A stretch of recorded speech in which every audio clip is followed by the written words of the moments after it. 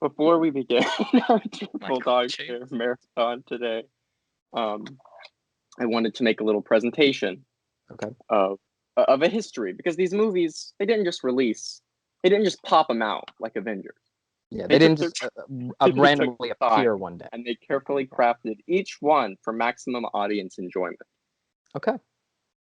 So, the first movie, Cats and Dogs, 2001, released in 2001 on July 4th. The Did they fireworks plan that? began. The fireworks. $93 Who will you million root for? domestically. I like that there's two taglines. Who will you root for and the fireworks begin. What does Well, one of them is for the begin date, have and one to do of them is with for cats or dogs? I'm sorry, I'm interrupting your presentation. Please. So it grossed $93 million domestically and $200 million worldwide. And domestically, it was the 24th highest grossing film of the year, which ain't too shabby. No. To put this in perspective, 3 years later, another movie made a little bit less money than Cats and Dogs 2001. That movie is the SpongeBob SquarePants movie, which only made $85 million domestically and a measly $141 million worldwide. But let's stop time traveling and go back to 2001. Here are some noteworthy events that happened in 2001. Two major media franchises started their films, Lord of the Rings and Harry Potter. Super Smash Bros. Melee came out for the GameCube system. And Sonic Adventure 2 with Shadow and Sonic and the gang, I think, I'd never played it, also released on video games. So that's 2001 for you. So let's skip ahead 9 years to Cats and Dogs, The Revenge of Kitty Galore. Now, after that perfect cinema run, 24th place, very high out of the thousands of movies that comes out every year, mind you, it decided to take its time to make another movie that would release in cinemas. Slam dunk, yeah. The Revenge of Kitty Galore came out in 2010, and it grossed $43 million domestically and only $112 million worldwide, which was a little bit less than the first movie. Right. It was the 72nd highest grossing film of the year domestically. It was, competitive year. It was a heavy hitting year.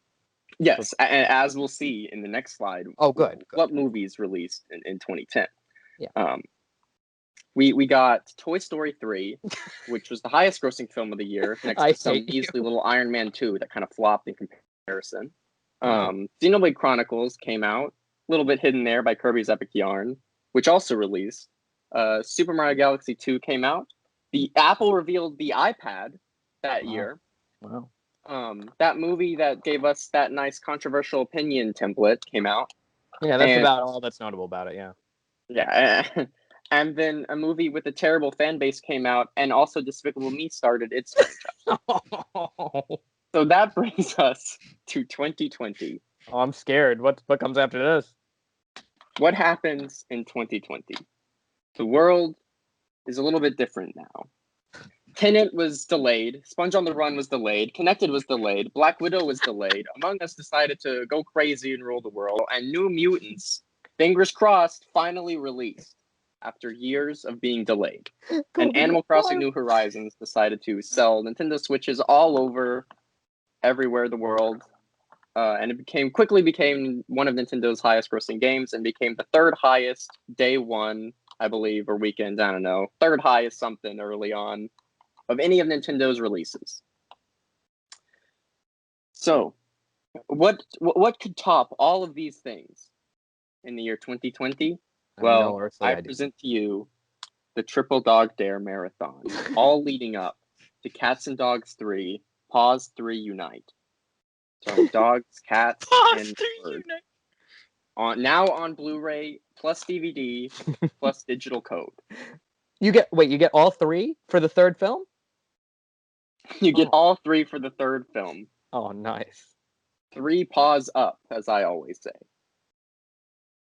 So sit back and relax before we start the Triple Dog Dare Marathon.